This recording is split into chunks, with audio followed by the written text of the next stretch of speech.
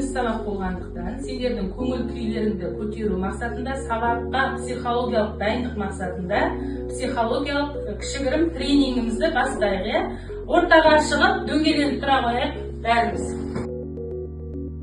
Қолымызды көтеріп, ретімен оң жақтағы адамға қарап, сіз кереметсіз деп айтамыз. Айтылек, сіз кереметсіз.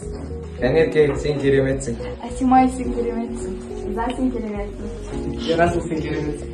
Нұртас, сен кереметсің. Ақбек, сен кереметсің. Сіз кереметсіз. Енді сол қолымызды көтеріп, жаңағыдай ретпен сол жақтағы адамға қарап, сіз сұлусыз деп айтамыз. Тілек, сіз сұлусыз. За, сен әдемісің. Ерасыл, сен әдемісің. Рамазан, сен әдемісің. Сіз әдемісің. Асимай, сен әдемісің. Кәнерке, сен әдемісің. Апай, сіз әдемісіз.